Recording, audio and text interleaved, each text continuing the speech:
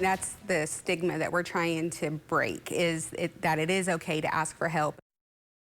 First responders are not immune to the struggles of mental health. Tonight, there's a new push to offer support targeted at firefighters across the state.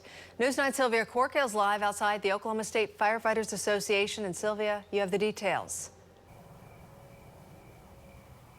Amanda Carr, while the job of a first responder can certainly be rewarding, fire officials tell me it can also be physically and mentally taxing.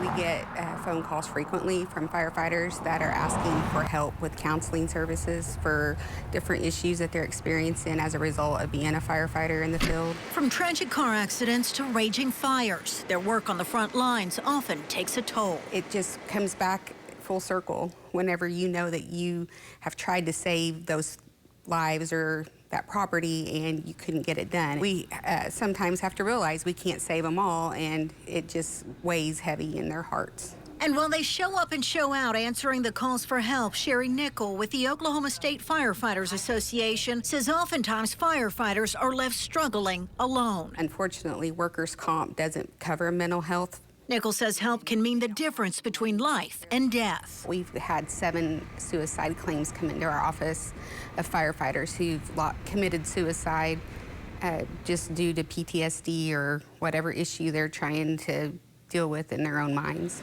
Currently, federal benefits will pay a firefighter's family should they take their own life. How do we let them commit suicide before we are able to get their families help, whenever we could just give them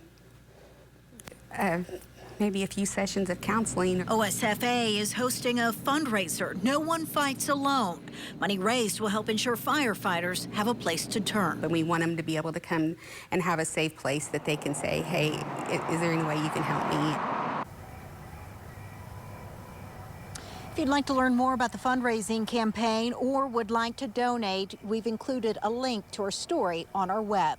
Live in Oklahoma City, Sylvia Corkill, Oklahoma Zone, News 9.